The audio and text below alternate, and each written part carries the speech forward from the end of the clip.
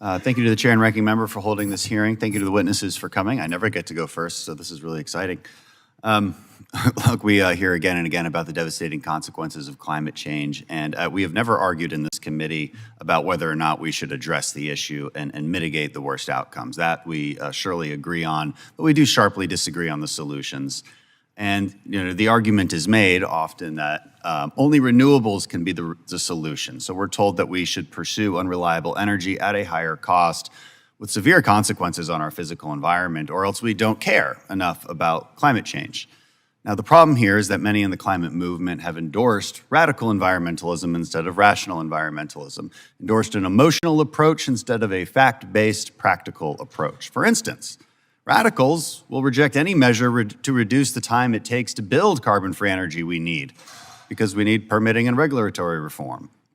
Radicals endorse, somewhat ironically, unprecedented environmental devastation since, of course, the production of renewables requires far more materials and mining of rare earths, far more land to be cleared, and far more transmission lines to actually work.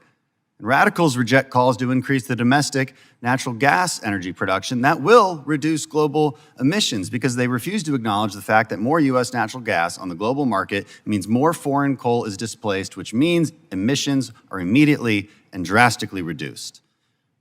This is radical environmentalism. It produces less energy with more resources at a higher cost. To be a radical environmentalist is to ignore goals like adaptation and innovation and instead pursue only prevention, which is an impossible goal. And the irony is that this misguided strategy makes the goal of preventing temperature rises even more impossible than it otherwise would have been. Radical environmentalism is anything but compassionate because the strategy necessarily makes our energy less reliable, which results in poverty, despair, if not outright death. I hear a lot about environmental justice for the disenfranchised, but apparently that doesn't mean justice for them now when they need energy to survive and heat their homes at a price that they can actually afford. And in the next Congress, we will focus on solutions that actually work. Solutions that deliver reliability, affordability, conservation, and a reduction in global emissions. No technology should be taken off the table, and the cost of the solutions should not be greater than the cost of the problem itself. In other words, rational environmentalism. With that, I'll direct my questions to Dr. Foss. Appreciate you being here. Again, good to see you. Should the tax credits in the Inflation Reduction Act be amended to require a certain threshold of reliability? Do you think that's something we should pursue? Wow, what an idea.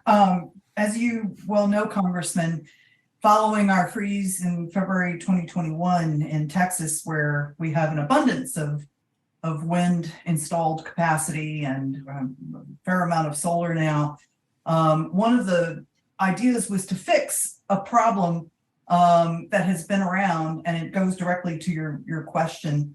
The thought is to have the providers of wind and solar energy also execute firm contracts for backup power so that they're properly presenting to the market and to the customer the full cost associated with the use of that energy.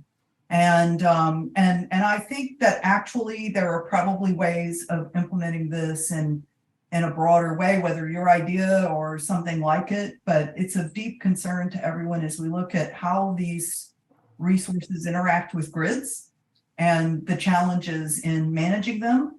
And what we don't want to do is create money pits around those challenges. We don't want to be constantly spending and trying to solve problems to mitigate all of the consequences of the use of these resources. Right. And related to that, something we've talked about in the past is energy density. Right. This is it's an important concept when you're talking about what reliability and energy grids and whatnot. Should that also play a role in determining what energy sources get to produce on federal land? I mean, the reason I bring it up is because according to President Biden's 2050 emission goals, and according to a Princeton study, you'd have to take the equivalent of Arkansas, Iowa, Kansas, Missouri, Nebraska, and Oklahoma to generate the wind power to contribute to that. I mean, it just seems impossible. And so when we talk about federal land, should energy density also play a part? Well, I don't know about that. I'd have to think about that as to how it would apply to the federal lands point of view, but it might be part of certification. It might be something that should be implemented as a standard. I certainly think that people should be better educated so they know what we're doing and what the trade-offs are. It's fundamentally the resources it takes to produce a unit of energy. I mean, that's what we're talking about, and that has to be part of the equation. Thank you, and I yield back.